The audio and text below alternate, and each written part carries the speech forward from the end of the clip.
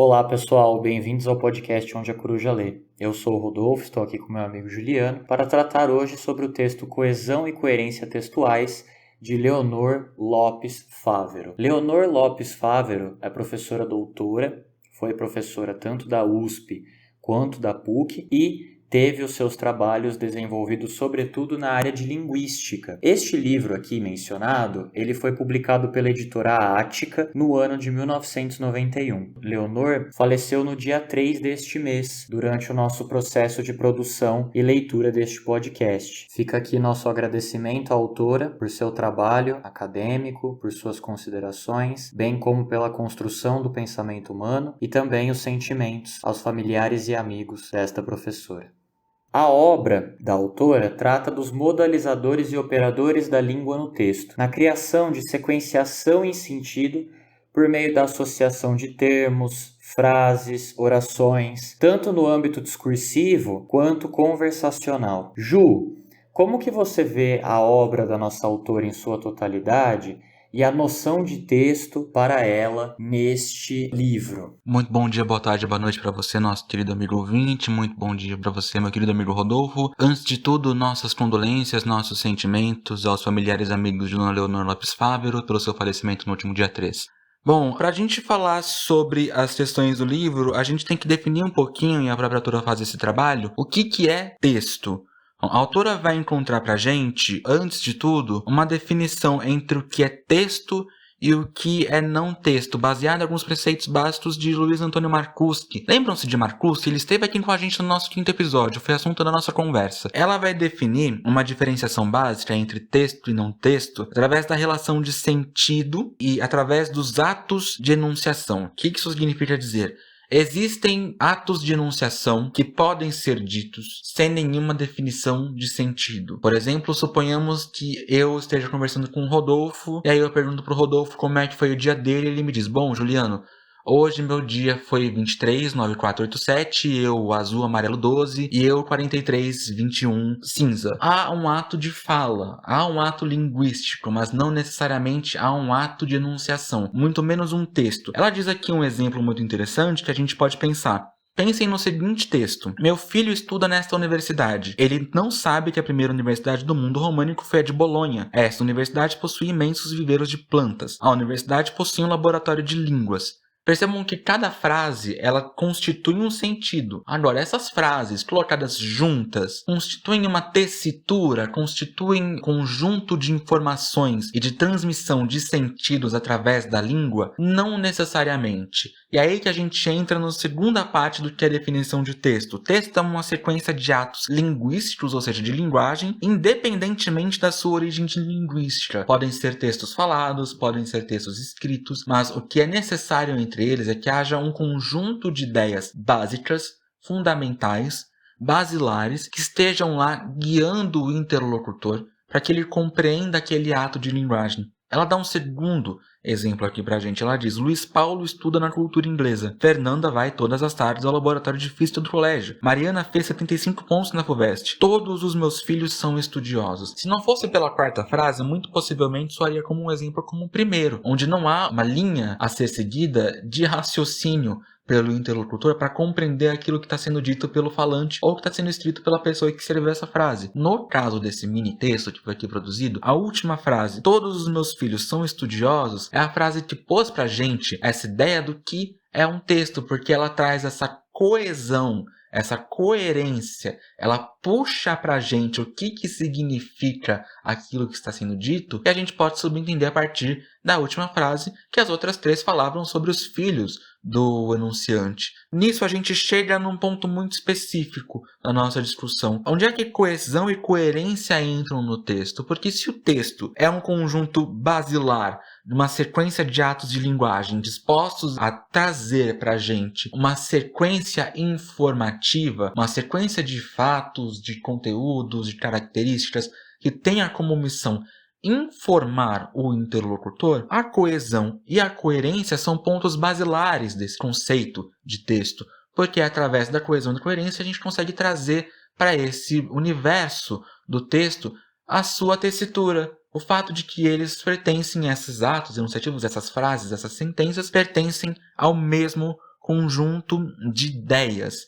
Levando em consideração que a gente está falando sobre coerência e coesão, Rodolfo, eu acho que é interessante a gente falar agora sobre especificamente o que é a coerência, porque a autora vai diferenciar coerência e coesão ao longo do texto, certo? O que você acha que ela tem para dizer para a gente sobre coerência e suas estratégias de construção no texto? Bom, Ju, para falar de coerência, é muito importante nós pensarmos que esta é uma noção que desprende-se do macrotextual, isto é, a coerência está pautada por conceitos e relações que compõem os textos, né? Essas ideias, essas noções, elas têm uma dimensão macrotextual porque elas integram o aspecto cognitivo da linguagem. Quer dizer, por meio da linguagem, por meio da comunicação, por meio da produção de discursos, nós podemos acessar diferentes conhecimentos. Conhecimentos esses que podem ser concretos ou abstratos. A ideia da coerência, portanto, é fazer com que aquele que lê o meu texto ou que me ouve possa acessar as minhas informações, aquilo que eu busco transmitir, de maneira fácil, direta, tranquila. E, ao mesmo tempo, é necessário, portanto, na minha fala, produzir relevância para o debate. Quer dizer, como o exemplo que você citou anteriormente, né, em que nós, na nossa conversa, há uma série de informações desconexas, a coerência não entra ali. Por quê? Porque este debate só faz sentido, ou ao menos espera-se que faz sentido, para quem está produzindo ele, e não no conjunto, né, no acordo entre os falantes. Então, a coerência, ela não é linear, né? Não significa que nós temos que produzir exatamente etapa por etapa do discurso, porque senão nós não poderíamos produzir, por exemplo, a elipse. Ela é, a coerência, na verdade, hierárquica, né? Nós respeitamos alguns princípios que são comuns ao nosso discurso, comuns à nossa comunicação, e que entendemos de formas ao menos parecidas. A coerência, então, ela se construi por meio da memória. A memória,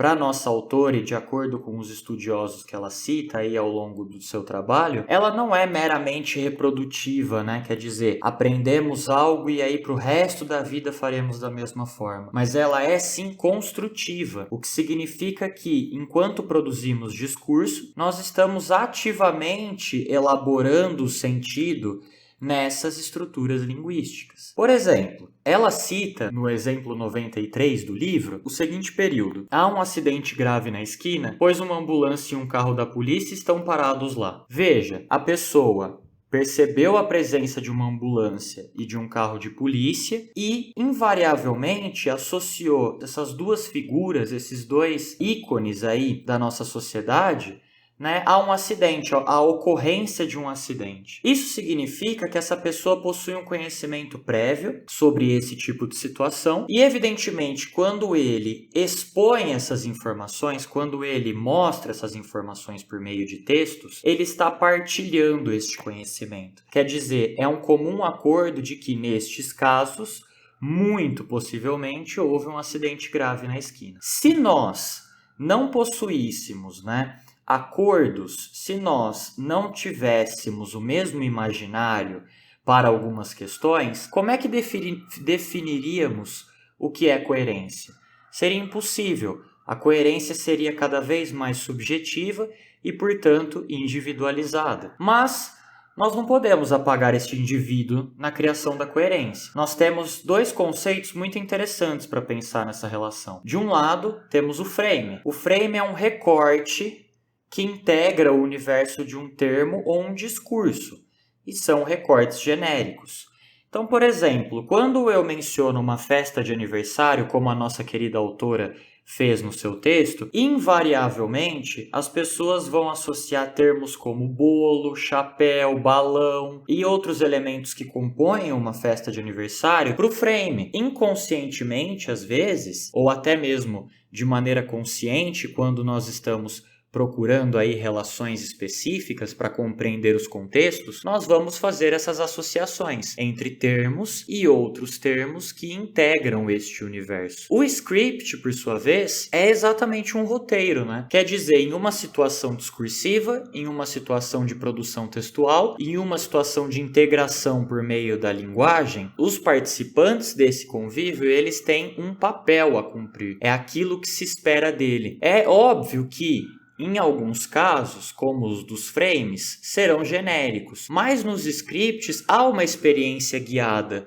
há uma expectativa que pode ser pautada sobretudo pela narração, pela descrição e assim por diante. Então, se eu falo de uma festa de aniversário genérica, a minha descrição trará algum tipo de elemento. Se eu menciono uma festa de aniversário específica, aí esses elementos eles ganham novos tons.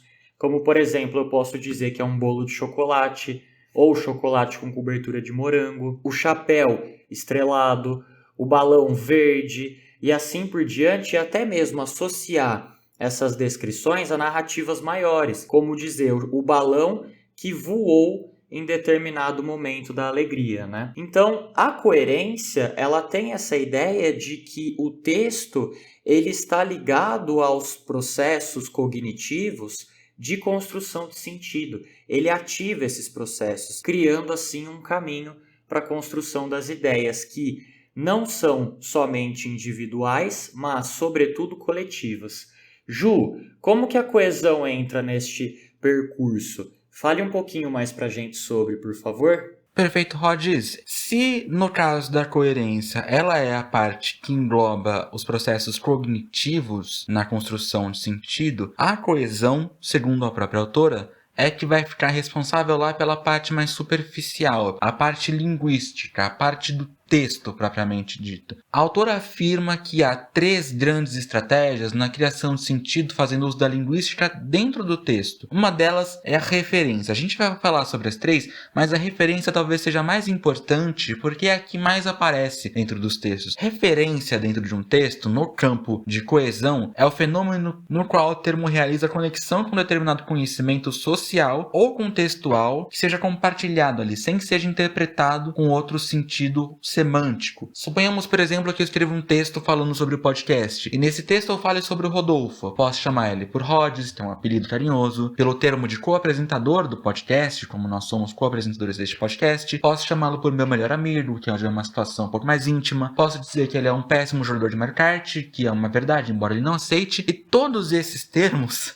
ele vai falar disso daqui a pouco. E todos esses termos vão dizer respeito a uma pessoa dentro de um contexto. Fora desse contexto, por exemplo, chamar alguém de co-apresentador de podcast pode se referir a outro co-apresentador de outro podcast. Mas neste contexto, o uso deste aparato linguístico só pode se referir a uma pessoa. Quer um exemplo um pouquinho mais concreto do que seria essa referência? Esse episódio está sendo gravado alguns dias depois de um jogo do Palmeiras. O time jogou contra o Independiente Petroleiro. O time fez 8 gols contra 1 do Independiente. Rafael Navarro estava no jogo, ele fez 4 gols. Vocês perceberam que eu me referi ao Palmeiras 3 vezes e ao Rafael Navarro 2. Só que os nomes só foram citados uma vez. Rafael Navarro, eu me referi a ele por ele. Percebam que esses termos podem se referir a outras pessoas. Numa discussão entre flamenguistas, por exemplo, o termo o time certamente vai se referir ao Flamengo.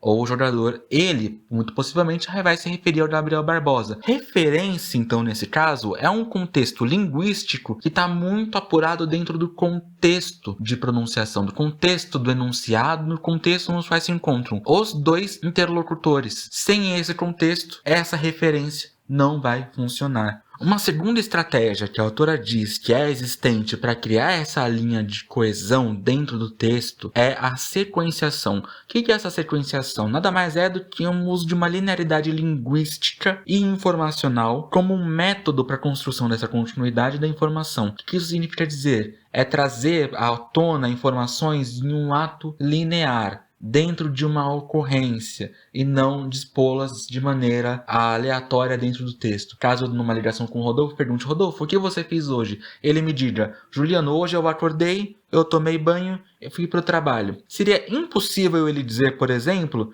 que foi para o trabalho, acordou e tomou banho. Ele não pode ter ido para o trabalho antes de acordar.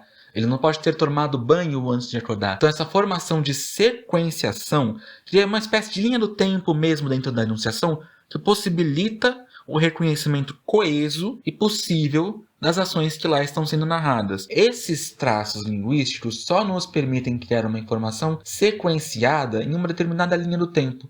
Não pode ser quebrada porque, se quebrada, ela fura com a coerência, ela fura com a coesão do meu texto.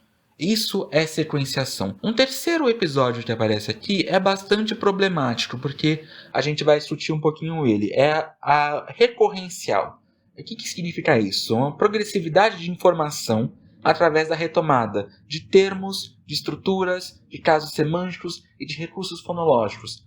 Percebem que ela se assemelha bastante à referência em certos momentos, mais especificamente à reiteração dentro da referência. Isso faz parte de um pensamento próprio do autor, então esse é um pensamento bastante autoral, bastante inédito, que transforma a ocorrência de coesão recorrencial em um aspecto próprio, com suas próprias determinações, com suas próprias regras e com seus próprios sentidos. A construção dessa recorrência se daria através, por exemplo, casos de aliteração, onde há uma recorrência de consoantes R ou S ou M dentro do texto do poema. Isso seria um exemplo recorrencial, uma reiteração, uma repetição, na verdade, de termos conforme a trazer para o texto novas informações. É nisso que se diferenciaria, por exemplo, a referência. A referência busca trazer informações que já foram transmitidas no texto, principalmente no caso da reiteração. Coesão recorrencial já é um caso diferente. Ela busca, através dessa repetição,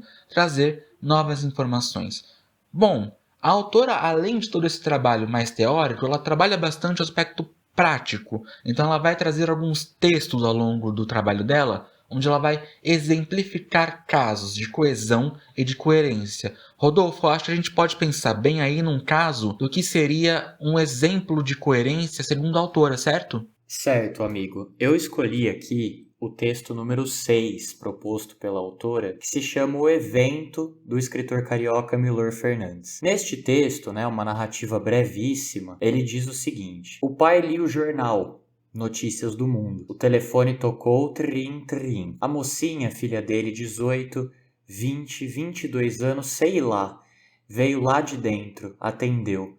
Alô, 2471254. Mauro, puxa, onde é que você andou? Há quanto tempo, que coisa? Pensei que tinha morrido. Sumiu. Diz. Não. É mesmo? Que maravilha. Meus parabéns. Homem ou mulher? Ah, que bom. Vem logo. Não vou sair, não. Desligou o telefone. O pai perguntou: Mauro teve um filho? A mocinha respondeu: não, casou. Moral: já não se entendem os diálogos como antigamente. Vejam só que interessante, né? Um pai observa aqui uma filha falar ao telefone. A única parte do discurso que ele consegue acessar são as falas dela. Ele não consegue, saber o que o interlocutor está dizendo. É muito interessante pensar que aqui o conhecimento de mundo dele é que o Mauro teve um filho, porque ela disse o quê?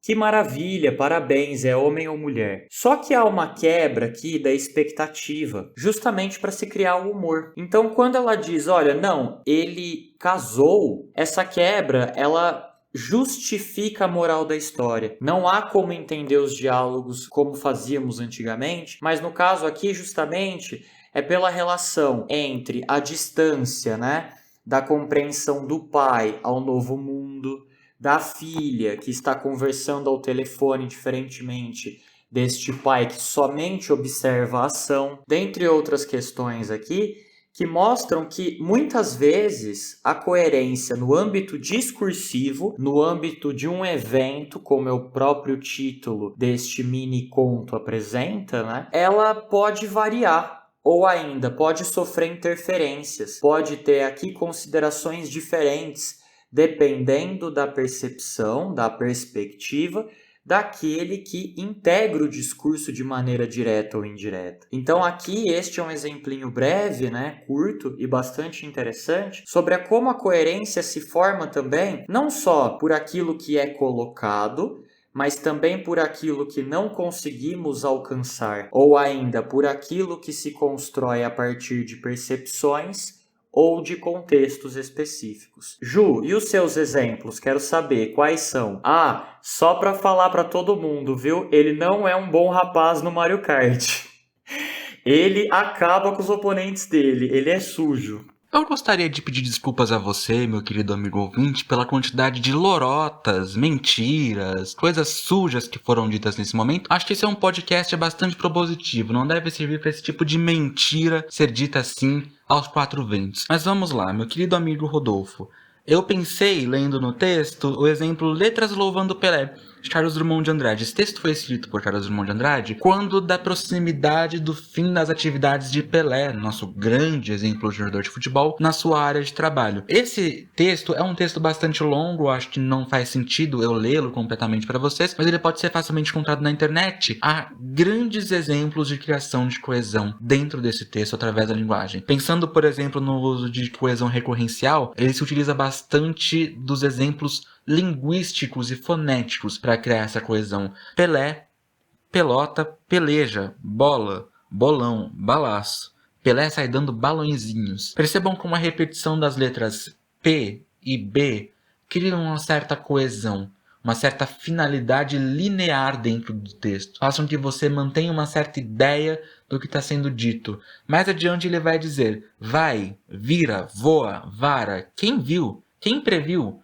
gol. Perceba como a repetição das letras V, além de também ser um contexto que demonstra uma certa velocidade, uma alusão à velocidade com a qual andava Pelé, mantém novamente essa coesão recorrencial. Ou seja, ele vai repetindo, vai fazendo uso desse aparato linguístico para manter o texto de certa maneira coeso, único, dentro de uma certa expectativa de leitura para o seu interlocutor.